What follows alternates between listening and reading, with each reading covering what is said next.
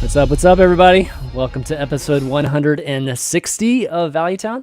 I'm ChanManV, and joining me, of course, is Gaara. What's going on, brother? I said brother. It's going great as always. Always good? looking forward to the show. It's so much fun. Yeah. Do you normally have a mirror behind you? I just noticed the mirror. Yeah, I also just noticed it. Okay, yeah, just make sure you're not... It's kind of like a new room. I'm not familiar with all the stuff. Dude, mirrors have been the demise of many streamers in the past. So be careful of that. No. I'm gone soon. You're gone soon. Okay. Well, I want to welcome our guest Tyler, joining the show again. It's been a little while, but good to see you. It's been quite a while. Yeah, it hasn't? Well, it wasn't too that. We had you at least last year, on last year, I think, right? Yeah, so it's been a good year, but time goes fast, so yeah, to be back again. Yeah, absolutely. And you like straight off the HCT Bangkok tournament, so it's going to be awesome. Getting a chance to hear that, or just all about that and your experience over there. Any crazy times? Was it more fun during the event or after the event hours? Both. Like when you have to compete, obviously you don't have time to hang out. But if you're one of those guys who lost early on day 1, day 2, then I'm pretty sure you had the amazing time. True. That's true. I guess you didn't have as good a time then. I had a great time the last day, so yeah. Kind of regret not booking like an extra week of vacation there. Yeah. Okay. I've never been to Bangkok, so. That'd be pretty cool to eventually go, but we'll get there. We'll get to that part actually of the show. We'll talk about HCT Bangkok as well as some of the other pro events. But there's some news from Blizzard in terms of hotfixes, changes for a keyword that's a little bit surprising. Some more giving away of packs and different ways of doing that right now. And so talk a little bit about that. And of course, Mekkatorque's workshop is back with I think we only have like 2 cards this time. But keep sending those in. If you want to send in, any of your custom cards, do that at valuetown at chanmanv.tv. But I also want to remind you guys that this episode is sponsored by ZipRecruiter. If you're interested in looking for a job or actually trying to, post a job listing, you can check them out. We'll talk a little bit more about them a little bit later. And of course, HSReplay.net. Valuetown is an HSReplay thing. Just so people don't some people don't realize that yet, but just want to clarify that for folks that don't know that. But all right, let's start off the show with talking about our week in Hearthstone. Like, what you guys been up to? I know, Tyler, you've been traveling a lot. Gaara, what you been up to? Just been laddering? Yeah, pretty decent climbs. Mm-hmm. I had like very good win rates with Spellhunter. Got to a top 100 Asia and Europe, and climbing NA as well. That meme deck, man. That meme deck has legs, man. You got to give it to Spellhunter. It's like amazing how well it does in High Legend. The secret is to win when you don't draw barns, I guess. Yeah. To get into High Legend with the deck. Yeah. So are things normalized now? Like everything's back to normal? Seems like it. Somewhat, yeah. Somewhat? Okay. There seems to be some kind of change in the amount of like MMR we gain and we lose, but it's proportionate. So it seems that if you do well on ladder, you will climb. So I have no complaints. I think it should all work out normally in the end. Mm-hmm. Okay. And the hotfix of the 30 games you have to play, it's probably the best solution they could have come up with. I'm really happy about that one. Yeah, if those not familiar with the hotfix, you might want to explain that. Like the 30 games, you have to win 30 games, right? Before. No, you have to play. Just play 30 games. Okay. So when you're a legend. Okay, so once you play 30 games in the Legend, then I guess it starts to kick in, the matchmaking part of it. Yeah. Yeah. Okay. And you're eligible to get points. Yeah, and you're eligible to get points, right? So that's their way of kind of trying to fix the issues they had in the very, very beginning of it.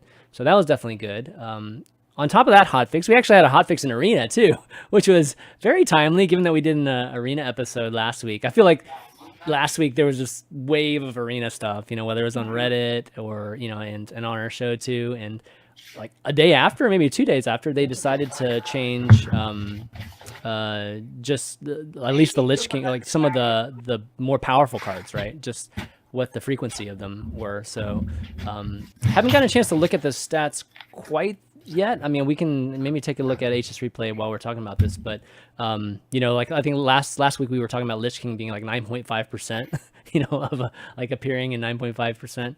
So yeah, they obviously are going to lower that, which is going to be cool. So we'll see how that, at least how the arena community reacts to that soon. But have you guys gotten a chance to play the Starcraft Brawl? You know, with the I haven't. I've been so busy. yeah. Make I sure just you haven't get had it time in to so you play can get the anything. 3 packs. You just got to win one time. You get 3 Oh yeah, KNC for sure. packs. Yeah. Cool. Yeah. Free Gar, packs are always good. yeah, free packs definitely. Gar, you tried out at all? No, I haven't played it yet. Yeah, it's I know it was today.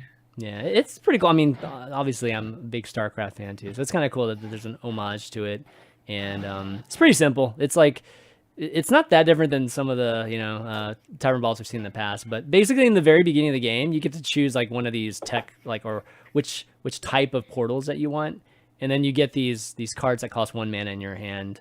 And then they just give you like different types of cards. Like, so the tech is like the Terran, Mind is Protoss, and Swarm, or the Zerg is, or the Swarm is a Zerg.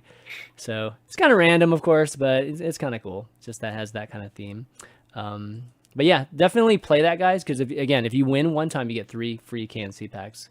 So take advantage of that if you want to. Also, they announced today that March 26th, starting in 5 days, when the card reveals start, you'll receive a free pack for every daily quest you finish.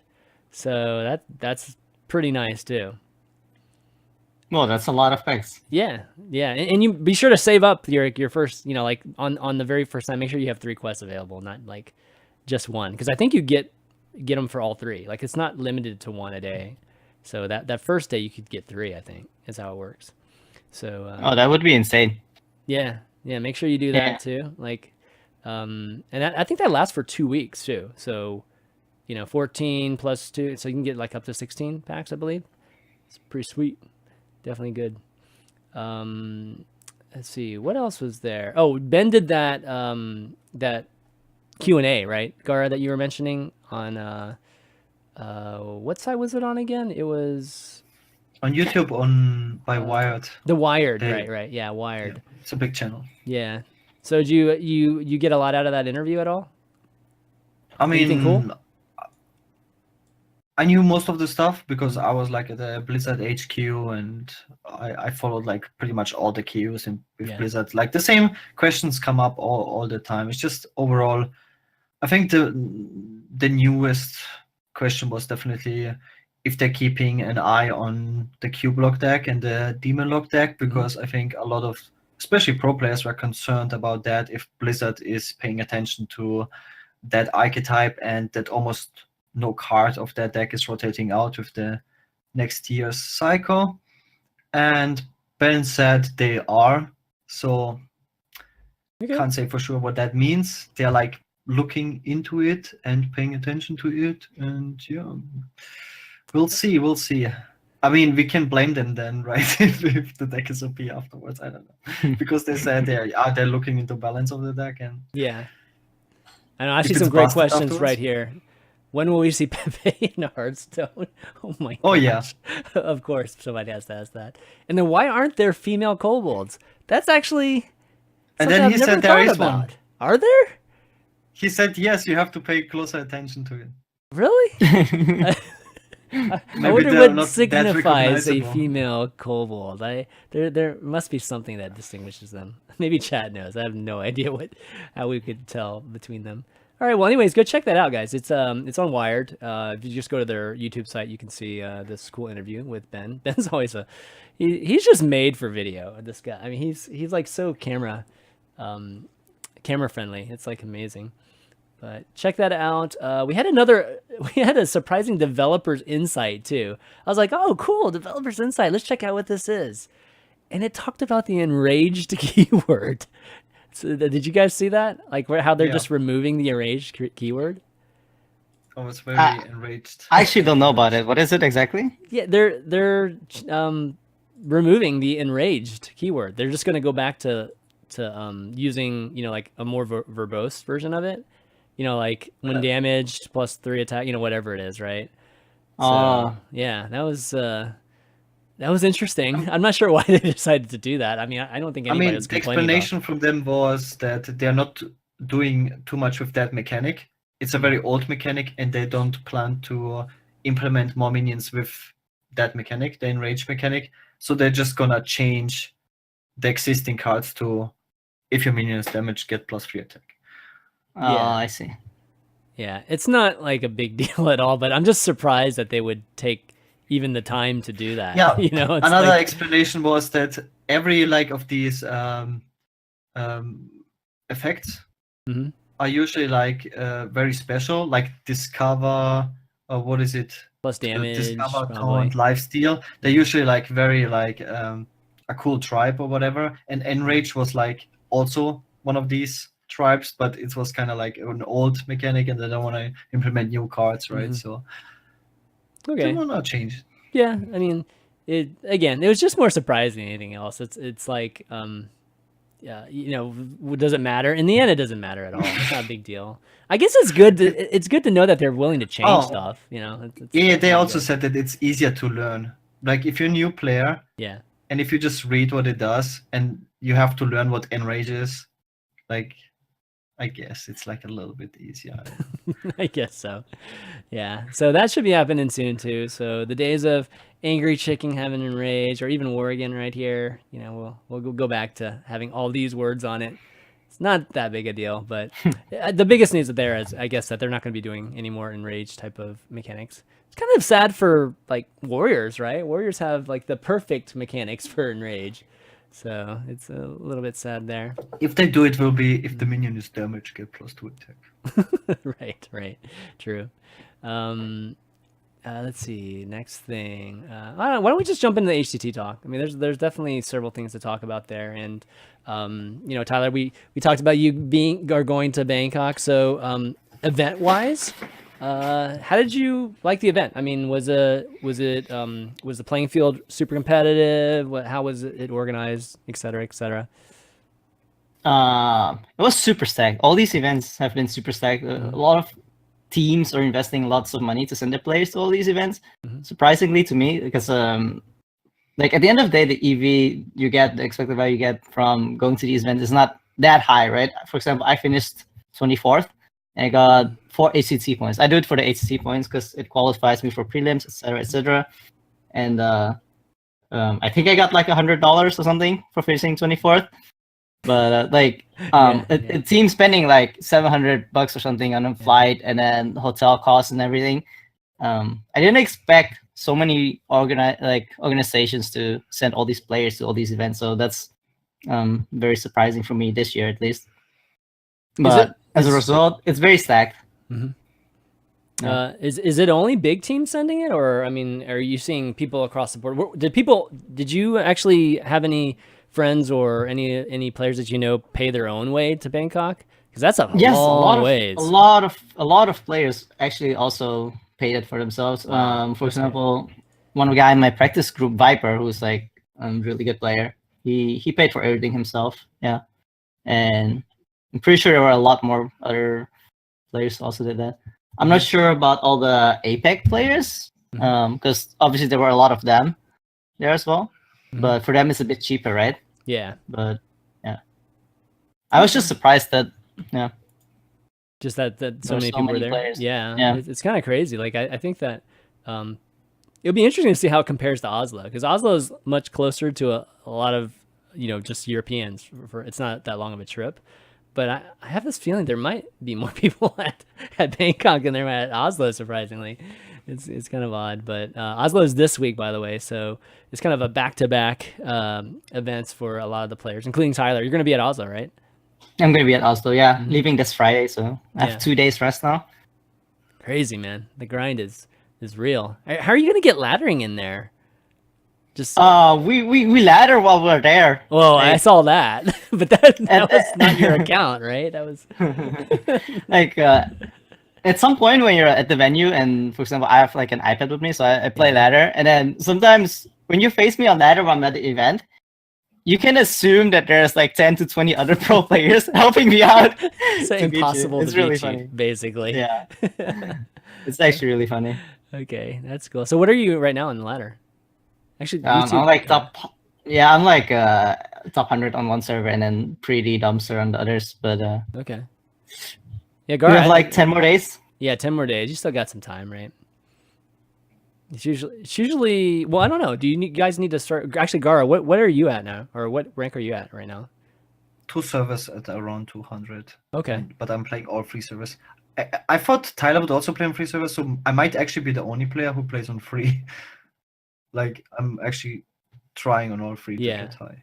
No, that's cool. I mean, I would have normally played on 3 servers. I think I would have done it this month, but I tanked my rank because of the server bug at some point. Mm-hmm. So I was playing when the ladder wasn't working, so I dropped all the way to like rank 7,000 or something. Oh man! And it's almost impossible to get back up, so I kind of gave up on that one.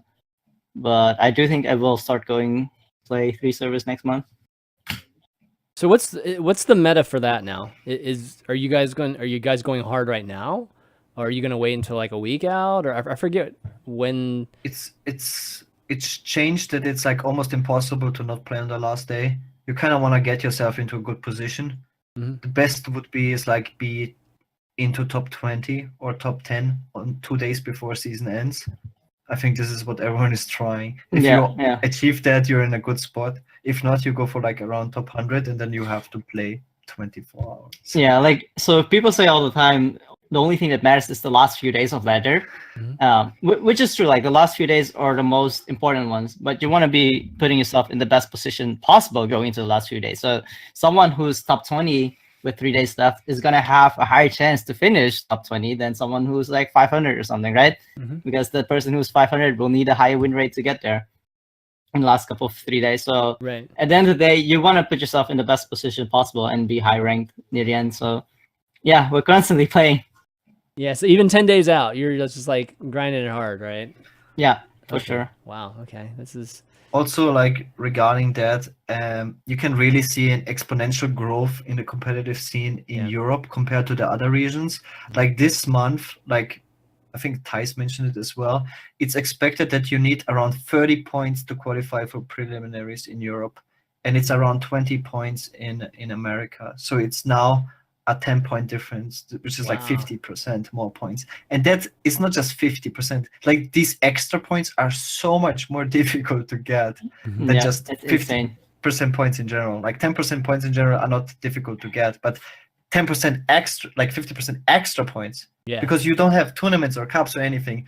It's so hard. Like, Europe is so stacked. It's insane, and it grows, you know? Like, we see really an uptrend. I don't know what they're gonna do. They have to maybe like split Europe in 2 regions. I think the biggest problem we have in Europe is that Russia is part of Europe, and there's a lot of Russian players. Like, it's almost like an own continent. It's crazy. It's just the competition is too much. I think it's too hard. Wow, that'd be interesting if they just up split the it into players. 2 regions. That I mean, or like just up the players in Europe, you know, that instead of 64, 128 or so can go to the prelims. Right. Okay, that's at least in Europe. It's just really super stacked. Mm-hmm. Yeah, I agree that it's insanely stacked. It's super hard. Well, what finish do you need now, Gaara, to actually expect to make it? I mean, expectation is around. So I think around top 100. Yeah. I think I have 21 points, and you probably need around 30. So I guess 9 points would be top 100. That's what is expected. Is that which is crazy to think about? Just to get to prelims, 30 points. 30 well, points. That's the bare 30 points. And that's the bare minimum, right? Are you gonna reach that even? Yeah. The bare minimum to get to prelims. It's just prelims is not like a super achievement or anything. Just to get to prelims in Europe, you need 30 points. In America, this is like some of the top earners have 30 points. 20 points is a huge difference. It's really crazy. Like, everyone can you imagine, like, everyone who has around 20 points in Europe right now would make it to NA prelims already.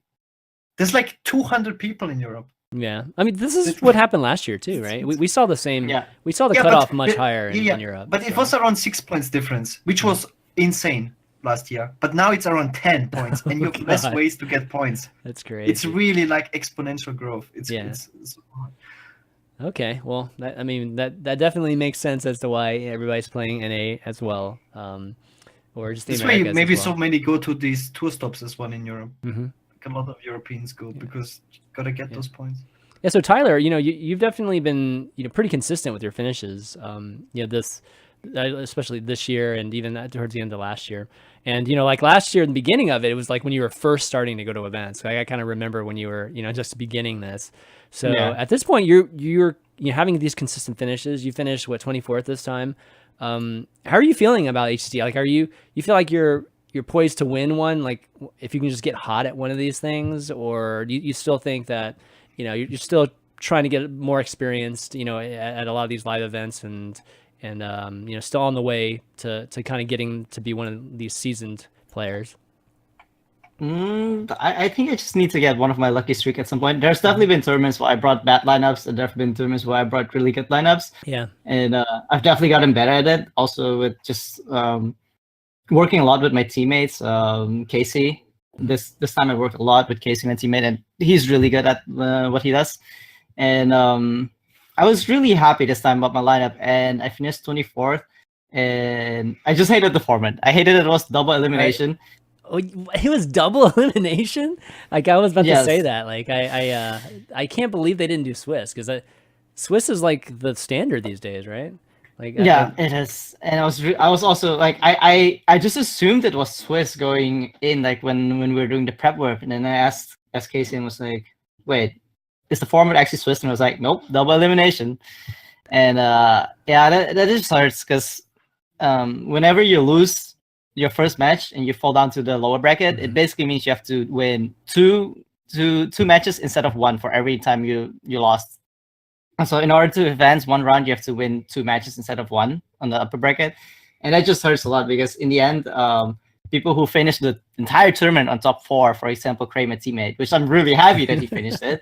Yeah. Of course, like we take those. But he ended up the tournament with a 5-2 score, and I ended up 24th place with a 6-2 score. And then Casey ended top 16 with a 8-2 score.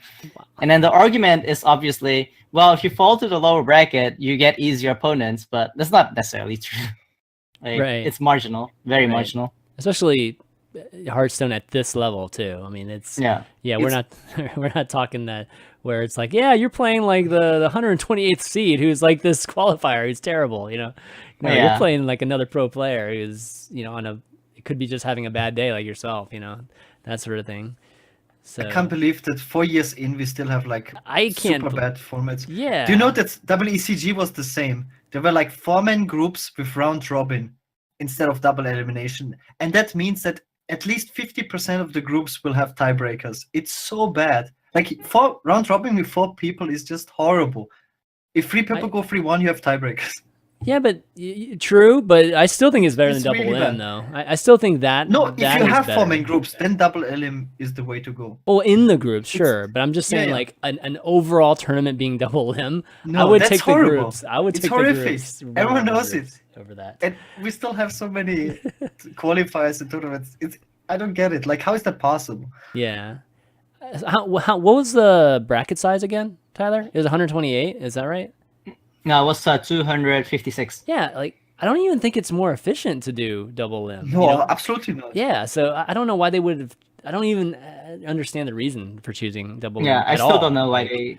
Yeah. It's because like this event is officially the Thai major that they have been doing for years, and they have always been doing it double limb, and I don't know, for some reason they just wanted to stick to that, I guess. Yeah.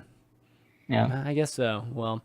It's pretty brutal for the players that travel that far. They only play two matches too. That would be really, really harsh to fall in. So thankfully you weren't there. Yeah, thankfully you got a chance to play 8 games there and had a pretty good run.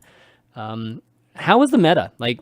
How did your meta end up matching up? Like we're gonna take a look at this mage deck that you were like a bit disappointed because you were so proud of this mage deck but didn't get any airtime. But overall, like, what do you think the meta was and how you matched up against it? I think we had like a really good read on the tournament meta, and it's very interesting this year because we have so many tournaments back to back with the same expansion. Mm-hmm. For example, last year we didn't have that. For example, last year the only relevant tournament really was the HCT, like the HCT qualifiers, the preliminaries, and that was once every 3 months. And then we would have DreamHacks in between, but DreamHack would have been a different format. It was Last Hero Standing, and HCT was Conquest.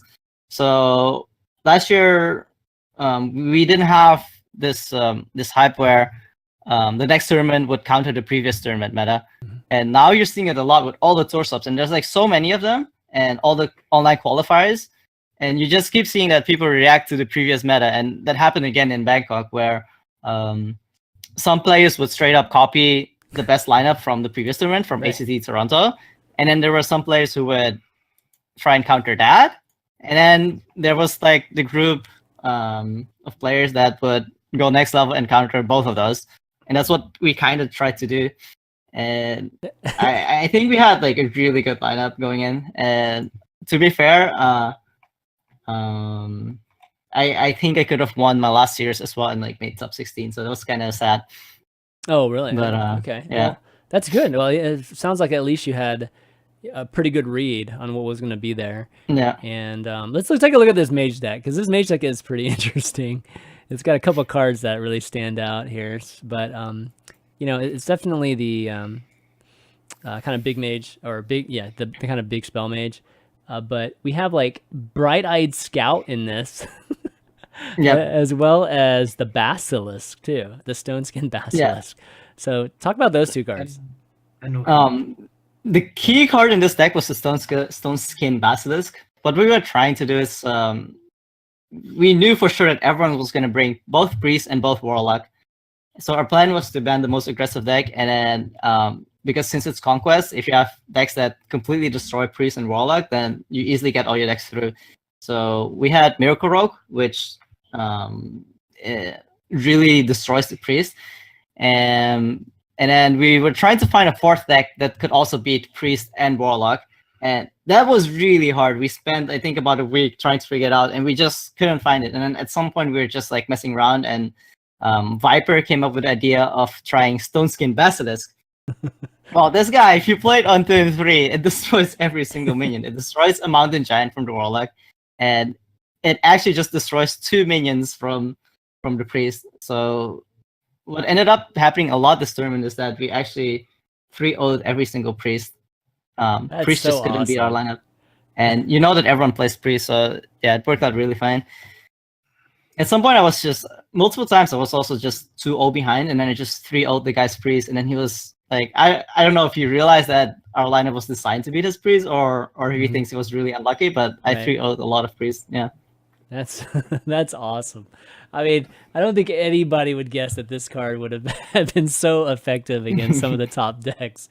And that's what's so great about deck building. And again, like always, you know, measuring each card equally, you know, like not just writing off cards. You know, I think it's always good to review them again, you know, or take another look at the collection again, like every so often.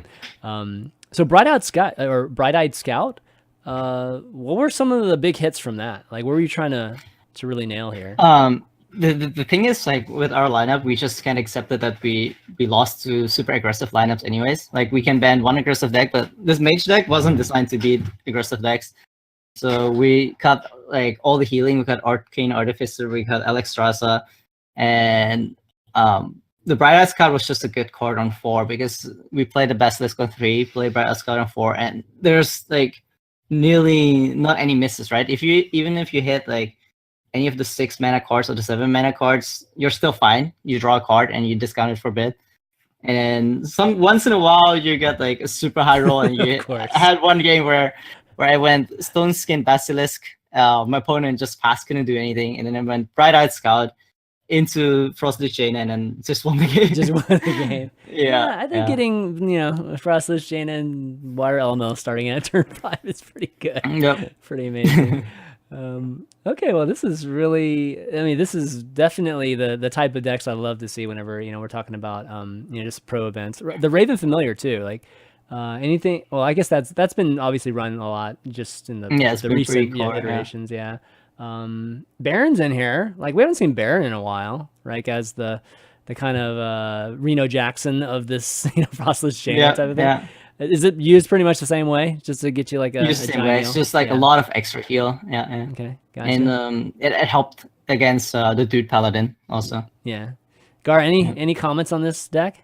Anything that you see that's really cool? It's very greedy. That's the theme. That's the theme of the meta right now. It's like it's like how greedy can you get, until the whole meta just completely shifts on you, right? This list screams Casey all over the place. Casey likes greed. Yeah, a lot. he does. Yeah. But yeah, the plan was to ban the most aggressive deck, and we knew that everyone was gonna have Warlock and Priest in their lineup. No one in their right mind would not. So yeah, it worked out fine for us. It's actually quite sad because both Casey and I through our last years, like we played it suboptimally. I think Casey would have been able to advance to top 8, and I would have been able to advance to at least top 16. Wow. Yeah, and then because we were also 2 of the 9 players who brought Miracle Rogue, and we did well with that. My Miracle Rogue actually went undefeated, like 5-0. Nice. That's why because of That's why I because saw of a the bunch of expected Miracle Rogue over the weekend. That makes sense. Yeah, so I think that so Sindragosa. Any big hits with Sindragosa during your matches? Oh my god, I got a Murabi out of Sindragosa. Okay, all right. And I didn't know how it worked, so I ordered it wrong, and then did that cost you? First, no, it didn't cost me the game, luckily, but I froze his minion first. It was against Spiteful Druid, and I had a Water Elena board. I froze his Grand Archivist. Yeah. And then I played Murabi, and I was like, okay, where's my Grand Archivist? But it didn't quite work that way. Yeah, and I even had people behind me laughing at me. But yeah, I've done that too. So I hear you. Totally hear you on that one. All right. Well, I think that this mage is definitely really cool. Every time I would flip on HCT Bangkok, there would be a player that brought Murloc Paladin, and it would be like the first game of the series, and I just found them playing it over and over just to try to get a win, because it was by far the weakest deck, I think, in the tournament. So you saw these guys just regretting bringing it and trying to win it like right from the get go and like 3 straight. So it was pretty brutal for the Murloc Paladins out there. And I guess that's true across the board, right? It's one of these things where you see the difference in events, where the Murloc Paladin does super well in ladder, at least for, maybe not the very top of Legend, but definitely just right under, and obviously in ranks 1 through 5. But in the events, it's like one of the worst ones, right? Like that people are bringing. Yeah. It's just that the tournament meta shifts so much every single time, and if you get too predictable, you can lose very early on. That's how it is right now. I saw a tweet from Frozen like the other night. It wasn't last night, maybe the night before. And he was just saying how he thinks that the meta right now is requires the highest skill cap, and, is kind of like really in a really good place from the standpoint of that in terms of competitive Hearthstone. Do you guys agree with that statement? I like the tweet, so I agree with it. Yeah. Yeah. It's been pretty hard. I think it's pretty rewarding if you have good preparation right now for tournament meta, at least. What's your favorite matchup right now? Like, which matchup do you just love playing against in terms of skill and the challenge? I've seen people struggle a lot in the Cube Block Mirror. I think that's a very hard matchup, and I think a lot of people disagree on a lot of stuff still. Oh, really? Yeah. Even among pro players. When I was in Bangkok, there was like a discussion between what do you cube as in the Cube Block Mirror. Oh. And one guy was like, you always go for cubing the Doom Guards and go for pressure. And the other guy was like, you never cube the Doom Guard, you always cube the Void Lords, and if you get more Void Lords, you always win. So stuff like that. Even among the pro players, they disagree about it a lot. Wow. And personally, I think you try to cube a lot of Void Lords every time. I don't think cubing Doom Gods wins you games often enough anymore. But just the Great so Wall. it's a very, very interesting things. That's good. I mean, when you have a divide in what people think is right, that's a good sign. That means, like the meta hasn't been figured out yet, and that's always a great place. And even all the matchups haven't been figured out, so. And then when you start playing mage decks like that, it's even harder. To like. Really what happened with me is that a lot of people didn't know what to ban. Like a lot of people would ban wrong, in my opinion. Yeah. Because they were so confused by the lineup and didn't knew exactly what I was trying to do. So yeah, that's fun. Keeping them on their toes, that's even better too. Like when they're a little confused going into the match, that's just that slight advantage you need. Yeah. Okay, well, Bangkok's over, so congratulations to Shanghai, by the way, for winning. Huge win for him, and Crane made it really far too. I was like rooting for him, but I think that was still a good amount of points for him, so that was really great. We had a challengers finals too, Gaara. Like you were like kind of keeping me updated on that, and Fujitora has been having a great little run here. So why don't you talk about that a little bit? He won WECG, which was 150,000. Crazy. I don't know how big the stream was, but usually the Chinese tournaments get only like very few viewers, even though this is like the second biggest tournament besides now Trinity and the Worlds in terms of prize pool. It's like huge in terms of prize pool. Usually the Chinese tournaments all have like insane prize pools, giving away Ferraris and whatnot. Yeah. And I know Fujitora since the beginning. He's like very low key. Like he's like like semi pro. I don't know if he's like full pro. A lot of people don't make enough to be full pro. And winning 150K is insane. That's like Archon Team League was 150K, but split for 3 players. It's like, and that was like one of the biggest tournaments ever. So you can imagine like winning yourself 150K. That's absolutely insane. And Fujitora won. It's like a player from Turkey. Yeah. And, pretty bad tournament format. WCG is going on since October, I believe. Every region had their own qualifiers. I think Dark and Frozen were there as well from the known players. Not so many known people actually qualified for that tournament. I think Dark and Frozen were like the 2 most famous one. I was helping out like Luffy. I don't know if he's like that known. Luffy? And people, at least in the competitive scene, know Luffy pretty well. They've been following the competitive scene for a while. Yeah, so Fujitora won that. A little bit of drama apparently with him and Lurker.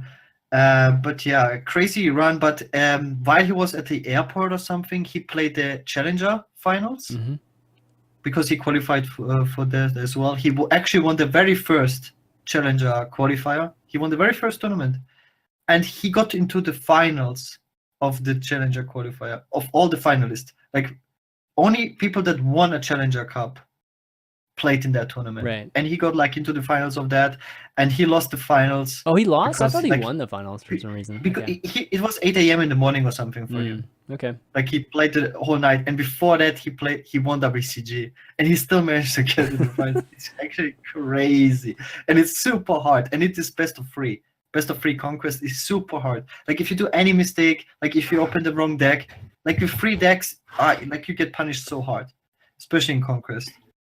Wait, so how far did you have to get in that tournament to make it to HCT? There were like 2 qualifiers in total for all 3 regions, so it's 6 tournaments in total. Every region had 2 tournaments, and you had to. So there's like 500 people for every region, around 500 people. They had to get into top 8, and then there was another bracket of the 16 players, and from those 16 players, I think only 4 also make it. So it's wow. And those get to prelims. It's super brutal, and all of them already won. Like you had to win a Challenger Cup. Either top 2, depending on how many people played in it, top 2 or win. It's like you know how hard it was with the Open Cups. Like, but you had to win one. So all these winners played, and only top 4. It's super hard. And Fujitora almost made it through that as well. It's so crazy. Like he's really on a run. I don't know. It's back to back. Yeah, we see these type of runs every once in a while. So we saw it with Pavel at one point. Saw it. I mean, Tice in the past too. So it'll be interesting if Fujitora kind of that leads to the HCT event. Is he going to Oslo? Does anybody know? Like, I wonder if he's going to be doing that run. I hope his team sends him if he wants to go. That'd be pretty good to see if he can continue that. HCT Oslo is coming up here. So Tyler, have you even had a chance to really start prepping for that, or that's pretty much what you're going to be spending because I think you have to get decks in by tonight, right? A little bit of drama there, right? Yeah, it was a little bit of drama. Like I got my decks in yesterday at midnight, so that's exactly 22 hours ago. And then after that, there seemed to be some trouble where some people couldn't submit the deck list. Man. Yeah, so they actually extended the submission deadline by 24 hours, which is exactly 2 hours from this point. But what happened is that a lot of players actually already tweeted out their lineup and stuff, and that changes everything. And it's kind of a huge mess right now. Yeah, that's. I'm not sure what to learn, but like, I wonder if the players will just not tweet their lineups anymore until maybe a few more days after the deadline, just moving forward.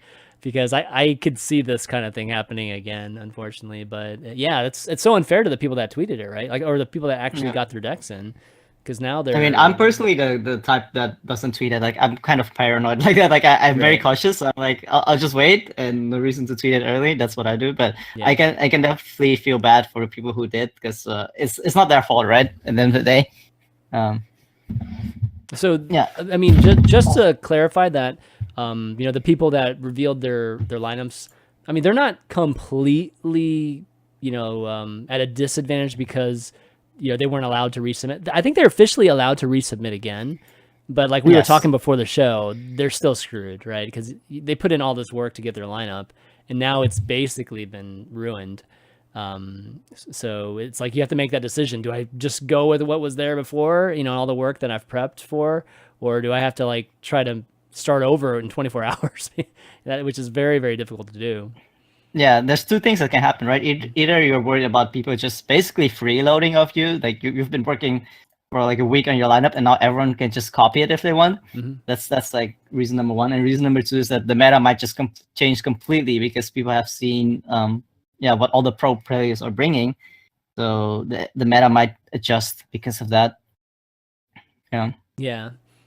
So you've already resubmitted? Like, what do you think? I haven't resubmitted. I still have like my original lineup, and I've I've been screwed by it too, because like the entire day I've been like trying to figure out if I should be changing something or not, and I'm getting very paranoid of it, and I still don't know what I should be doing. And then after this show that we're having, I'm probably gonna spend like the last half hour or so making sure I have exactly what I want. But Okay. Yeah, we won't pry. It's definitely we won't pry any more out of you for sure. We definitely want to give you the best chance to win at Oslo.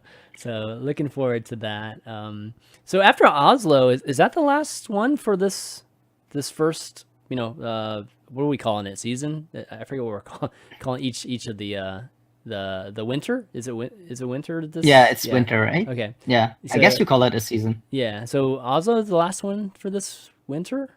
Maybe there's like one more in. No, we just have Oslo and Ladder, right? Okay. That's what we have. All right, yeah, and then we'll round things out, I think, in May, right? And we'll have the kind of season finals there. So excited to see where that. Do we know where the location the season finals is going to be at? Is it going to be in Australia? Or do we know yet? Did they announce the location yet for the? I don't think so, right? Okay, yeah. I mean, we have to play the prelims first. Yeah, but still, like, I mean, they could have the location though. Like, I mean, that would be super. Yeah. But anyways, so it's going to be a pretty exciting April. And on top of, obviously the expansion and everything coming out too, it's going to be a wild time in the coming month. But HCT guys, this is where it starts picking up, and I can't wait to see. I really want to see how the team thing like pans out too at the end of the season. Just we'll finally get to see what the actual rankings are for it and things like that. Yeah, like winter was a little bit of a trial run, right? Because our points, the team points actually don't matter, and then it's gonna start mattering next month. Yep. But it's definitely very interesting to see how all the teams are doing, and a lot of like teams you like I didn't have on my radar earlier, or like picking up players left and right and getting lots of points. So it's definitely gonna be a very, very stacked field of teams, I think, fighting for it next month. You see a small team like really ranking up high. In competing there, like a non-big name, because I don't know how many big name teams there really are right now. Outside of like 4 or 5 of them, right? Maybe more like six or 7 of them. And then there's so I can look it up for you really quick. Okay, sure. I mean, I can name right. Like we got Tempo, we got GT, of course, Complexity. I'm having like. Let's see. I know FTK has a team, and then the team that Sidonia and Mitsu are on. What? I forget the name of them. Red Velvet. Yep. and then Dr. J and them are on that, and Ant are on that, on the Norwegians and that Norwegian side. What? Yeah, so like the Norwegian team with Hunter Ace, what's the name? Nordavind. Yeah, Nordavind, right? Yeah. So they would be number 1 in points right now after the first season Really? if this one counted. Wow. Yeah. Okay. Yeah. Yeah. And Fate 2 Karma would actually be the second team right now. That's right. And it's very stacked. But then you also have like a couple of French teams. Like you have Arma team with Odemian who won the thing. So like they would be the third right now. Yeah, so Odemian's on like fire too. Yeah. A lot of teams that are getting lots of points. That's exciting, man. I think it's a great time to be picking up players. Like, we've still got so many amazing players, pro players right now that aren't on teams. People are picking up on it, so the teams are getting to snag it. But teams like, FTK and some of these other teams that we just talked about, like, they've had the first pick of the litter, because they're kind of first to react to this outside of the ones that we already know of, like big brands we already know of. So, some other teams are thinking about getting in. You should get into Hearthstone right now and support some of these players because they could be superstars by the end of this year. Who knows? Yeah, it's interesting though, because there's definitely a lot of unsigned players still, and there's also like a lot of them who don't have teams and just like play the game part-time while having a job and stuff and are actually really good at the game. Like if I had the money to like start a team, like I would be able to make like a really good team for pretty cheap, I'm pretty sure. Like, but I'm not gonna like But paying for all those trips, would that even be worth it though? Man, it's expensive paying for that. But that's the question, right? If it's gonna be worth it at the end of the day or not. Because like I don't know how long this will last, like how long teams will find it worth it to send all these players to all these events. I hope that it keeps growing and hope that the team thing really becomes a thing and that it stays worth it for all these teams to invest in the players. Yeah, it's ultimately is really good, right, for everyone. Blizzard just has to make $1 million prize for the team, the team competition. Yeah. That's all it takes, right? And then everybody will be in it. Totally. Okay, well, why don't we move on? And before we do move on, I do want to remind everybody that this episode is sponsored by ZipRecruiter. And if you're not familiar with ZipRecruiter, it is a recruiting job site. And if you're tired of, having to, if you're looking for somebody, for your company and have to scour like all these different job sites and have to like go to each one of them, the ZipRecruiter is going to be perfect for you because it kind of aggregates everything for you into one site. So, the great thing about ZipRecruiter is 80% of employers actually use the ZipRecruiter, end up finding a quality candidate for their, just for whatever job that they're looking for. So right now, there's this awesome promotion that for the folks that watch or listen to ValueTown, you can go to ziprecruiter.com/ValueTown and actually use the site for free. And, I've definitely checked it out. I think it's like, compared to other sites I've been on, it's definitely great. Just because, again, like you can basically view the postings and jobs from like 20, 30 different sites just from ZipRecruiter. So, definitely check that out. And again, thanks to ZipRecruiter for, sponsoring the show. And it's ZipRecruiter, the smartest way to hire is their slogan. So seems pretty smart to me to use ZipRecruiter. Okay, well, why don't we move on to Mekkatorque's workshop? So we've actually got a couple cards from Raydan, and we actually have a couple other cards too that we received this week. But I kind of like, for the sake of kind of keeping it refined. I know a lot of you guys always comment me and get annoyed whenever there's like little typos and things, like in the card names. So I just want to make sure that I kind of sent emails to the folks that did submit them, the cards that I think are pretty interesting that we want to show, just to kind of refine them a little bit, and then we'll show them in a future week. But here's an example of one that's like a new quest for a rogue. So we got Assassin's Game. It's a legend quest. Kill 20 minions. So like pretty simple quest. Just kill 20 minions. Reward Fang of the Devourer. And then Fang of the Devourer is basically a weapon that just makes your hero just have poisons. So you can just basically kill stuff in one hit. So what do you guys think of a quest that just kill 20 minions? Because it sounds like that's easy, but that might not actually be that easy to do early do on. that against right? decks like Quest Mage. Yeah. Do decks even run 20? Which decks do even run 20 Well, minions? like Almost Silverhand, not right? many. Like the Paladins definitely do, right? Spiteful decks. Spiteful, or even just, I mean, the heroes that have hero powers that generate minions. I mean, that's going to add to it too. So I don't know. Is 20 a pretty decent number? You don't want to make it easy, right? So Yeah, but a lot of the archetypes don't have minion-based strategies, or don't even have 20 minions. Then you can't complete the quest. It's Right. inconsistent. So let's say you face a Quest Mage. The Mhm. Quest Mage will play like 6 minions. How you gonna Yeah. complete the quest? Yeah. Never. Well, And what do? Play Leroy? Leroy plus Battlecry give your opponent 4 minions to kill it? well, if you're playing this quest, you're probably doing something. You're probably in a control type of rogue. So Yeah, you would play like removal rogue, like to Wild Spines, maybe to assassinate, Fan of Nice, I don't know, like something. Because that's your win condition. You play Fang Devourer and then you kill your opponent. You're just gonna lose the freeze mage anyways. Like it doesn't. Yeah. I don't think it would have mattered whatever you did if you're playing control rogue. But you can't complete the quest. Yeah. It's definitely a very interesting concept. I don't think it works just on its own. I don't think any deck has 20 minions you can kill. And if with that in mind, like if you are able to kill 20 minions, most of the time you probably already won the game, because like how do you kill 20 minions? Basically you killed the entire deck already. Right. But I think the idea is cool. Like the number could probably go lower. Mm-hmm.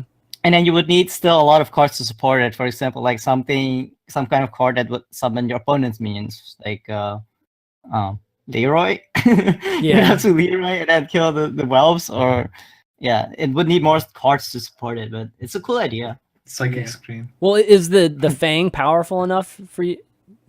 Like, I mean, win the game, so yeah. I mean, 8 mana, hit this face, win the game. So yeah, it's pretty nice. It's definitely pretty nice. Oh man, it'd be a shocker if you actually could arm this thing and then just it keeps freezing you over and over again. That would be frustrating. But no, cool idea, Raydown. Definitely great. And if you guys have any cards you want to send us for Mekkatorque's workshop, definitely do that at Valuetown at ChanManV.tv, and we'll definitely read those out. So for deck of the week this week, guys, I think we're gonna give Tyler's Mage a run for it and try it out. We'll see how it does on the ladder. Again, these decks are made Not for doing events. Good. I tested it already. You did? You tested it? Oh, you need a healing. Yeah, you face aggro decks. Well. Okay, you just need to queue into a priest. There's a bunch of priests. I've been playing a crap load of priests, so I haven't played a paladin in a while, surprisingly. So I don't know. We should give it a try. We don't always have to play decks that are crazy, awesome winning percentages. It's just good to try some new things. And we're getting very at the bottom of the barrel now that we're towards the end of an expansion. So we need something new to play, and this is going to be pretty new. So I'll post that up on patreon.com/Valuetown, of course, and anybody can partake, not just the patrons. All right, let's do some Q&A here, and we've got Ahmed, and of course, like just our regular. Are some classes harder to figure out in the meta? And this example is, does Hunter overperform in the beginning of the meta while Rogue takes time to figure out its best deck? You think that's a trend? Like, is there any class that's just you've kind of seen have a consistent trend of, okay, well, this meta is figured out really quickly because of, I don't know, it's just how simple it is generally, versus another class that tends to take some time to figure out? I think the decks are generally better to play a proactive strategy than the decks that require to run tech cards, because it's very difficult to tech correctly for a meta, and you have to keep changing your deck list because the meta changes every few hours, or like hourly even, and your individual meta is different than what other people face, and it is different from server to server. So basically a spell hunter is generally better. Like when you're struggling with a meta, a deck like Spell Hunter is better, or Secret Mage that is not tagged is better because you have a proactive strategy. You have your barns that win you the game, and you don't play any tech cards. if you play Demon Lock, for instance, Control Lock, to get a high win rate with that is much harder, because you need to know, do I have to run Skulking Guys? Do you have to run Silence? How many Silence? What tech cards are the best?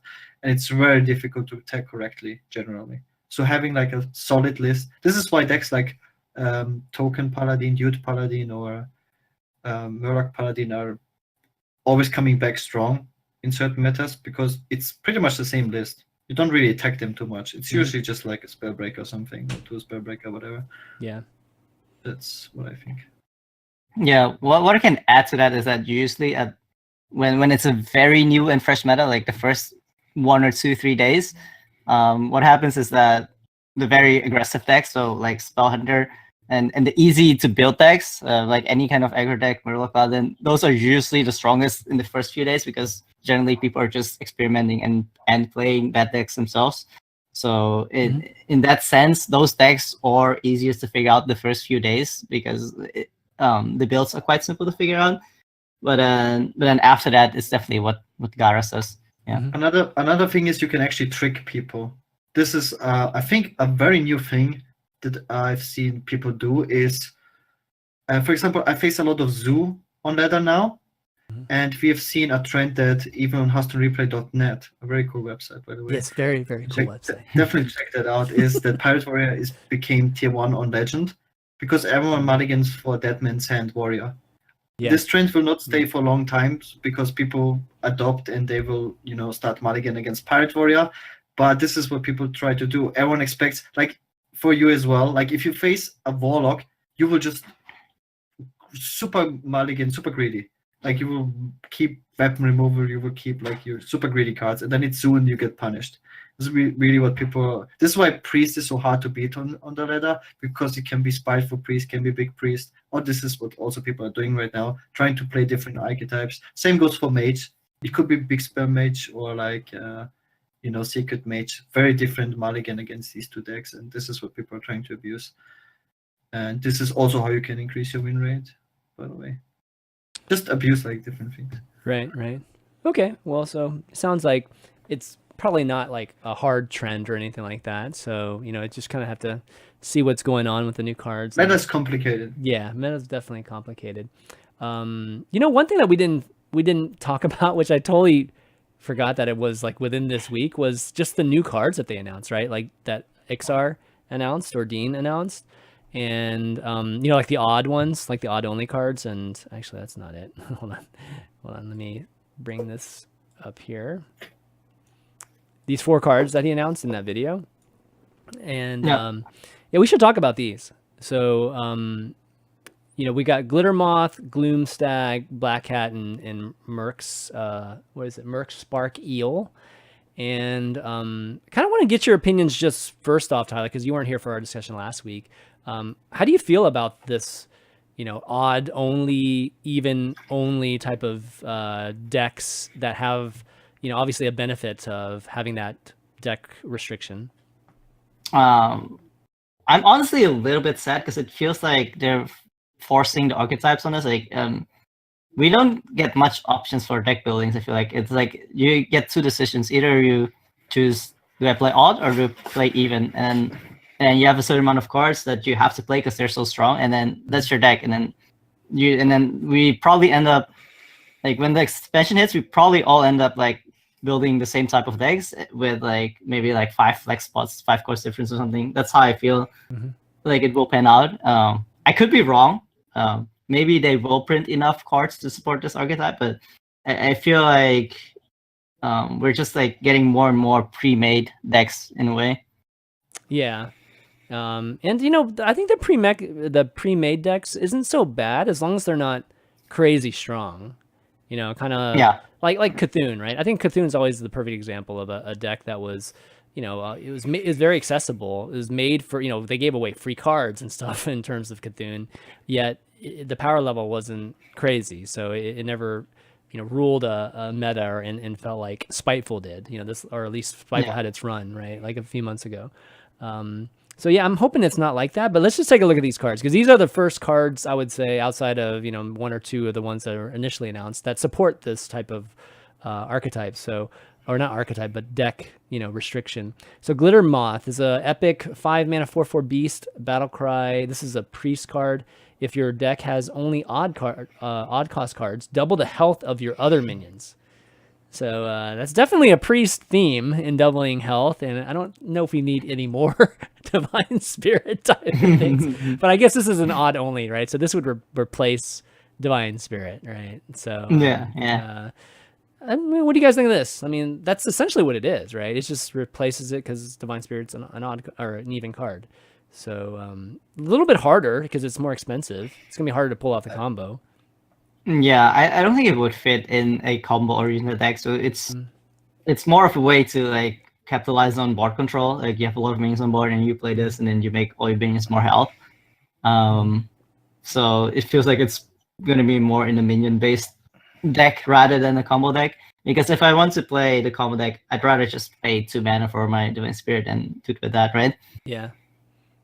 Yeah. So I don't think it's quite the same. In a priest too, like the hero power, because this whole odd thing, you're going to have to be hero powering a lot, like on the even turns. So the priest hero power is not good at all. Yeah. So this is going to be pretty rough, I think, playing an odd only type of priest. I don't know, Gar, can you think of any kind of priest that odd only that stands out to you right now? No, I was about to say we don't have that archetype right now where this card fits in. Like you can't play it in a spiteful deck. You can't play it in a normal inner fire decks. It's not good. You would just play Divine Spirit instead. It's just so much better. Yeah. Like it's easier to fulfill the combo, and you can play way more cards. And the card itself is really bad as a standalone. 5 mana 4/4 is terrible. I think that they just wanted to give Priest the worst one. That's my opinion. The more gimmicky one. Like, because the other ones just seem significantly better. They really seem like OP. Yeah. All right. Like the downside of building your deck for such a card is just it's too big. I think it's more like a gimmicky thing. Right.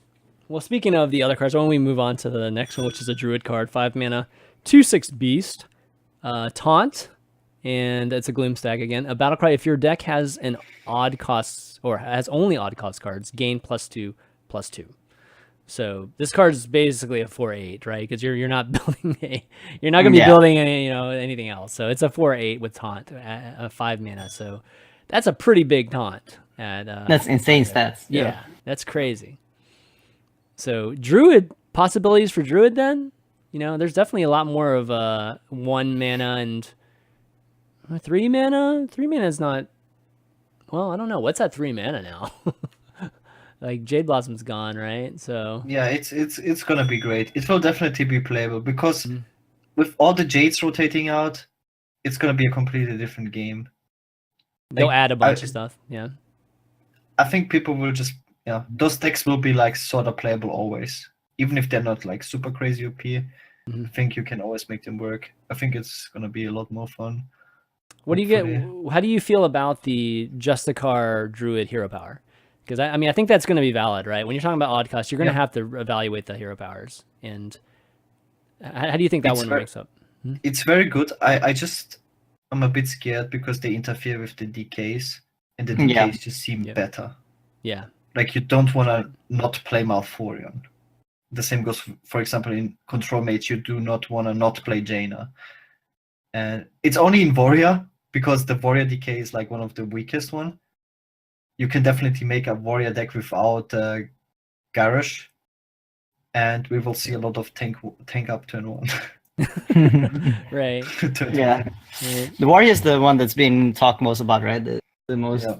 That's because tank up is probably one of the historically best, or it was the best Justicar hero power. So, yeah. I mean, I think.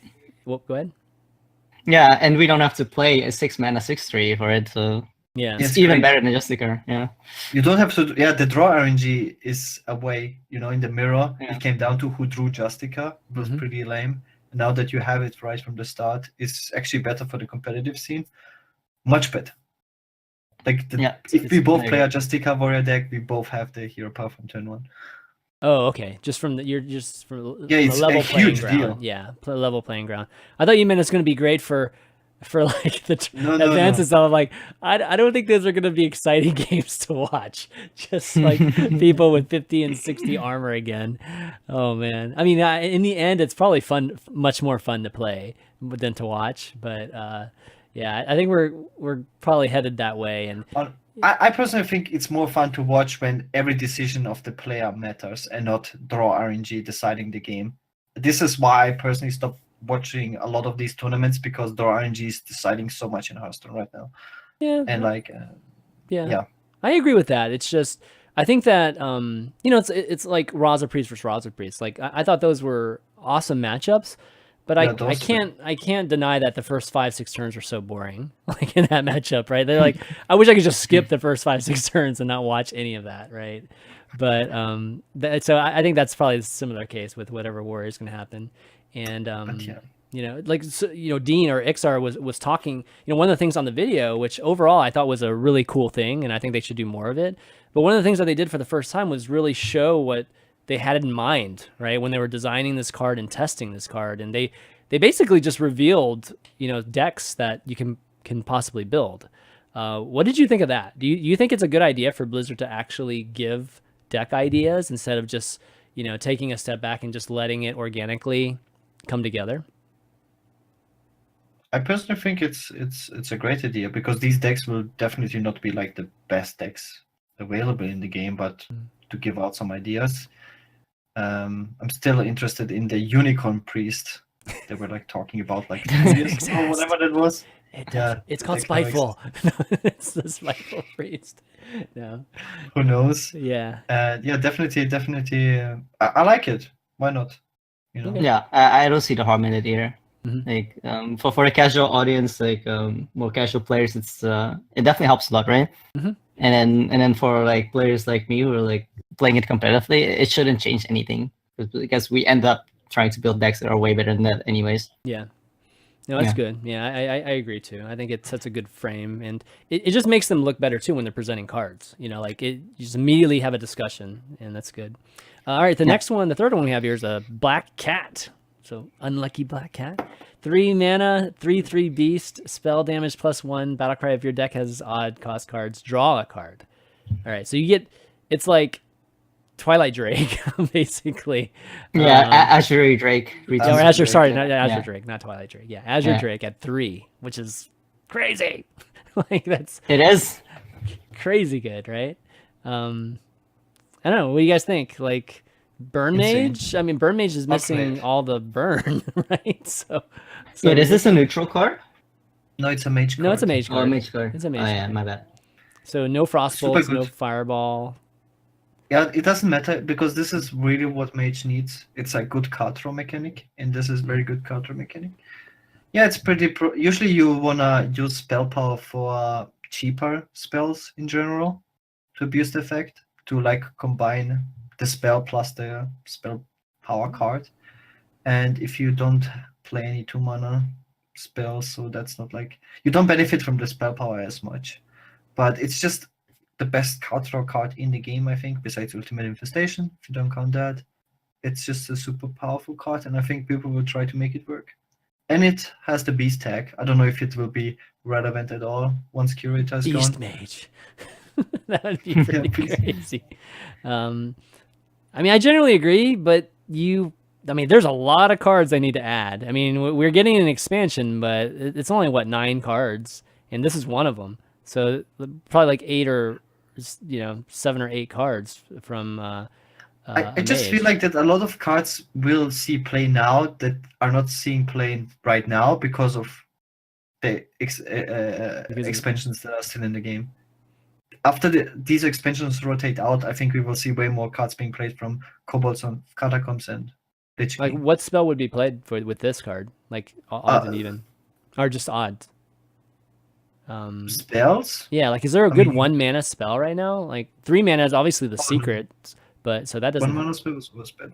Oh, for 3 mana it's like Volcanic Potions, right? You will probably Volcanic Potion. That's true. Yeah. Twice. Oh, if it's still in the game, I'm actually not sure.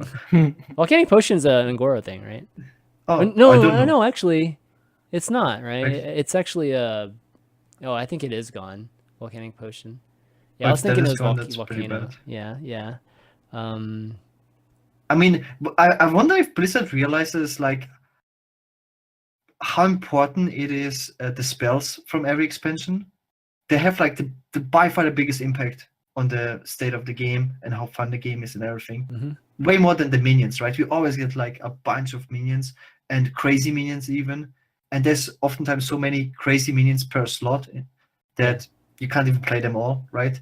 And usually we get very few very good spells, right? So if you get like, if Mage, for instance, gets bad spells in this expansion, you will not see this card being played just because you can't build a deck, right? Right. Oh, actually, there's Breath of Sindragosa. Somebody mentioned that in chat. Yeah, Breath of Sindragosa could be really good with this card. Yeah, about that. Yeah, but it's not.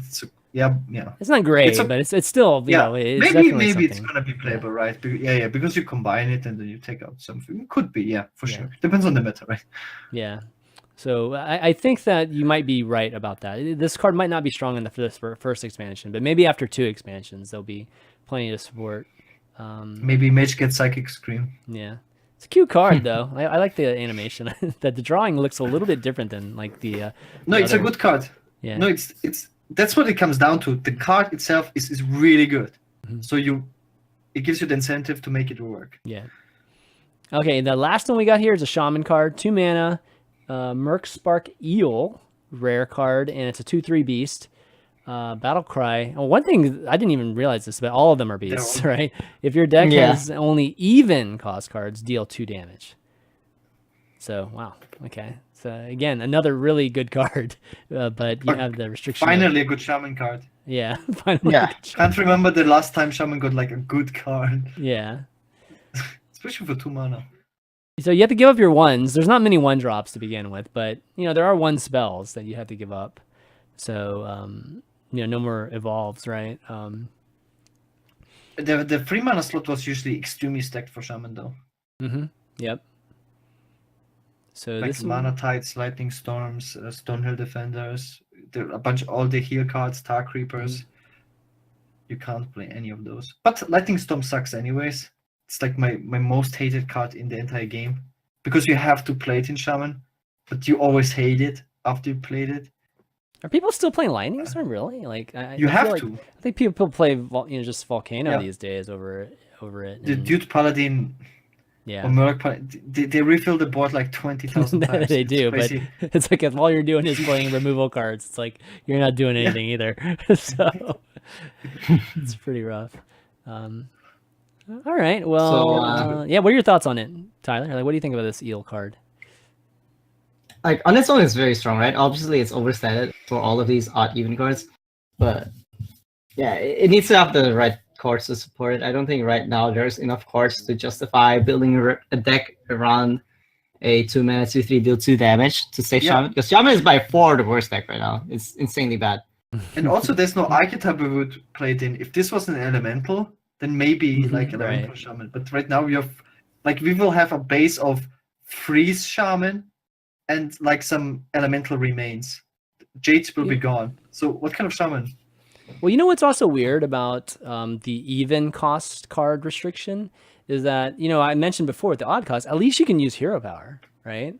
With I mean, and it matches up, it uses all your mana, right? You would have to be wasting mana bit. I mean, you're going to use your hero power on odds, so it's not even like a very good use of your mana in terms of the even ones. So yeah. You can fill out the curve with the uneven much easier. On 4 you play 1 and 3. Yeah. On 5 you play, and so forth. Yeah. Exactly. Wow, guys, is this why they nerfed Hex? I saw that. I saw that. Yes, it makes all sense now. This is why they are nerfed Hex. Hex died for this. Oh god, that's hilarious. Yeah, maybe. Who knows? What do you think about the Shaman hero power? The Shaman hero power for Justicar is just choosing a custom one, right? It's by far the worst one. God, they should have just like, why can't you just cast 2 totems? That would have been so much better. It's just Blizzard hates Shaman. I don't know. They hate Shaman. They don't First, Justica hero power, like worst just standard hero power, worst cards in general. 2 years, you gotta be 2 years of hell, like, but before you work. Gonna wait another 2 years, then Shaman is great again. It's the Shaman Overlord era. We're still paying for. Wait, can this go face? This can go face. Yeah, right? But we can't play Doomhammer. It feels bad, man. Yeah. And no Leroy. Yeah, Tepetu actually asked in chat, do you guys think coin RNG will be more important with these odd and even stuff? That's a good point. Coin's going to be really important, right? Like, Yeah. you definitely want coin if you're playing these decks. No question. Yes, it's actually going to be pretty annoying. Yeah, curious to see how that will pan out. But that's a good point, actually. Really good point. Yeah. I think that yeah, I'm just hoping they're not too strong. As long as these decks aren't too strong, we won't have curve. It's not even curves, it's like odd curve, even curve stone. Be funny. I mean, like from my experience, like the thing with these types of decks is they don't want it to be too strong, and then there always ends up being like one deck that ends up like they end up missing, and yeah. yeah, and then it ends up being really strong, and everyone abuses it. Because it's very hard for Blizzard to test all of these decks, right? And like figure out the entire meta and everything. Yeah, we're talking and 3-4 people versus hundreds of thousands of people coming up with ideas. So yeah, hundreds of thousands of people usually figure out ways to abuse things that they didn't. Okay, we got one more question. See, Doom 1491. What do you think of a rotation mode where every month, except for after new expansion release, the available sets change? I think it would provide a cool deck building challenge and could highlight cards which were not even good enough for standard or wild and were too fancy for arena synergy. Each rotation should include 3 expansions, classic, or 4 if 2 adventure bases are in it. Okay, so yeah, what do you think? I mean, I guess it would be a game mode, right? That you could just have rotating expansions, or maybe there's only like 3 expansions available to you, you know, and they change it like each I don't know, each season, maybe HCT season or something like that. You know, I think Magic does something like this, right? Or they have like a mode that's kind of like this. I don't know if you guys are Magic players or not, but you know, I think we've maybe talked about this a little bit in the past. I don't know. You guys like this idea? I mean, changing cards like to that extent, like basically huge rotation. I think there's a lot of people that just like to have one deck and then practice it and master a deck. Yeah. And if that happens to, like you said, it should be like a different game mode. It shouldn't be in standard. Yeah. I think it's too fast. I think what we have right now is like pretty good with the yearly cycles. And people can get used to some decks and actually learn some decks, because some decks are actually very difficult to master. And if it's every month, it's just Clown Fiesta. Yeah, every month is too short for sure. Like, it's hard to even. Yeah, I also think every month is too short. What I do think though is that right now the cycles feel a little bit too slow for me personally. The meta gets near the end, it gets very stale, and we end up playing the same stuff over and over. So for me personally, I think more change is always good. That's why, for example, just the nerfs happening last month, I think was really good for the meta. Like patches being nerfed, like it changes the meta completely. So I think there should be more frequent change. I don't know in what form, but I feel like if we have like changes more often, then that renews the meta more often rather than playing the same decks over and over again for like a period of 3 months. I think that's a little bit too long. Would you have would you have liked to have seen the reset happen like right now, like mid-March, and then the expansion comes out mid-April, just hypothetically speaking? Or no, I think that would be like too much. Okay, for sure. Yeah. But I think the way we have 3-month cycles, I think that's a little bit too slow also. I think right now we have a huge balancing issue still. I think it's worse than ever before. Like, for example, Priest and Warlock are so much better. The power level of Priest and Warlock are so much above the other 7 classes. It's ridiculous. Like, you can do this when you do tournament preparations. Like Tyler said, you expected every single player to have Priest and Warlock. And then every single player had Priest and Warlock. It's like so predictable because it's nowhere close, the power level of the class. Like, you can have like 4 different tier 1 Priest decks and 2 different, like, or even 3 different Warlock tier 1 decks, and every other class is so much worse. Tournaments right now are about finding the best 3rd and 4th deck. I think this is what decides the winner of the tournament. Like, who is the like best bad deck? Yeah, I agree with that, and I mean, current state of it is that way, but it wasn't that long ago. I mean, for Warlock, I would say even an expansion ago, Warlock was in bad shape. Yes. I mean, we like barely could play Zoo, right? And it was just one expansion has turned them into a powerhouse with just the cube, and control lock. And then priests, we've seen this, right? We've seen this building up of priests for 3 expansions now. And now I think we're just seeing like the product of that. So what I'm trying to get at is that it can change in one expansion. Like I think they could make Shaman, even Shaman, I think they could make powerful if they wanted to, just with one swoop. So I'm a little bit worried, but I'm not quite as concerned, just given what I saw happen to Warlock. And most people thought Warlock, like discard Warlock, was going to be the way to go, right? Like it was going to be the quest that was going to make Warlock good, and it didn't even go that direction at all. Cube came out and all this craziness, so that gives me confidence in them. We always had like the best decks in the game, but I feel like the bad decks were just closer in power level, and that made the game so much more fun.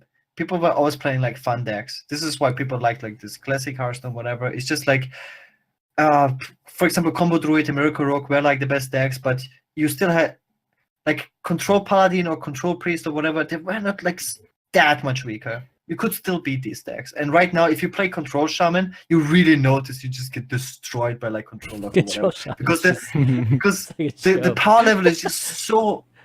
It's like I'm playing a different game. But the power level can change if they just add a win condition that all of a sudden synergizes with, like that's what Shaman's missing. They're just missing a win condition that synergizes really, really well with what they currently have. So if they did something like that, then all of a sudden we'd see something. Hunter, right? Like all of us were complaining how crappy Hunter was, and all of a sudden, who knew that the what we thought was a meme was actually something that was going to work out in the long run for Spell Hunter. Actually be a legitimate deck. So, I think that it can change. It might be harder to change whenever you're resetting a bunch of cards, but I think that we're not going to see any change in Warlock. I think Warlock's still going to be crazy powerful after the reset. But Priest, we'll see a significant decline to Priest. I mean, a lot of the stuff that's good, and like Operative's gone, right? I mean, that's like a big component out of a lot of those decks, and even Big Priest. Like Big Priest is going to be missing a few things too now. So, Priest will take a little bit of a hit. Yeah, we'll have to see what happens. So there was something earlier I was mentioning. I kind of wanted to circle back, and I was talking about the arena change and how I didn't really get a chance to look at the stats. Well, anyways, I just kind of pulled it up real quick on HSReplay, and you can see Lich King is at 3.3% now. So they've like lowered it by a third as to like how it shows up. So that's pretty significant. But you'll notice that Stonehill Defenders are the same though. So if you still want Lich King, just get Stonehill Defenders. Just drop Stonehill Defenders, and you're still gonna get your Lich King. So. But anyways, that's kind of something that we saw change with the hotfix there. And Andre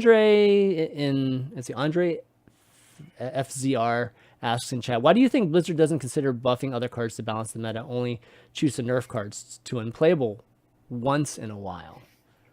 Ben actually answered that question in the video. Right. Ben, let me see, where is it? Here we go. So Ben answers it here. He said they asked him basically why nerfs instead of buffs, and he said that putting all cards into a playable state is not the goal. Some cards are intentionally bad, but we also like printing cards later on that make previously bad cards better. For example, Mysterious Challenger suddenly made Secret Paladin amazing. So it kind of leads back to there's just a lot of new ideas that they don't feel like they need to circle back and buff any existing ones. I guess that's it's just impossible, right? To like print cards that are all going to be playable. That's just never going to happen. At the end of the day, players are going to figure out which are the 30 best cards to play in a deck anyways. So if you're going to print 200 cards or whatever, it's impossible to make 200 cards all highly competitively viable in all decks. Like that's just not going to happen. Would that actually be a good thing too? I mean, no, I guess I don't think so. Probably not, right? Like, imagine what how we would feel about pay to win, just how much money it would cost to play Hearthstone if we felt like we had to have every single card to actually compete. That would be a bad thing. And they're all epics and legends. Yeah, you're right. If they're all rare, epic, and legend, level, power level, that would be awful. So, can't blame them, for that. But I think that there will be a time in somewhere down the road that they'll feel like they'll need to change. Like they run out of good ideas, and you kind of try to build off of what's currently there. All right, well, I think that's all the questions. I think that it might be a good time right now to give a shout out, at least let folks know that if you want to support Valuetown, you can go to our Patreon, patreon.com/Valuetown, and if you make a pledge, it really helps out in helping us continue the show, support, any of the things that we want to do with the show or improve the show. So, if you enjoy it, definitely consider, making a pledge today, because it would be amazing. And I want to give shout out to just a few of the patrons, like we always do, for just how much appreciation we have for them. Mike T, our legendary producer, as always. And then Dave C, Devin Y, Engine S, Zhang C, Old Man Riv, Johnson C, Grant A, Louise L, Mike V, Zach M, Evie, David A, Nicholas H. Thank you so much for, just being patrons. A lot of these guys have been patrons for a long time, so you guys are amazing. But that's going to be it, guys. I think we blew through these topics. Man, Tyler, it's like always a blast to have you on, and, I can't wait to see you at HCT Oslo. It's time to win, dude. It's time to win with style, man. We need somebody to do that. So, good luck this weekend. But you got any shout-outs you want to do before you take off? Well, thank you for my team, of course, Complexity, for sending me to all these events this year. Get to compete a lot. That's cool. And of course, shout out to you for having me here. I like talking about Hearthstone.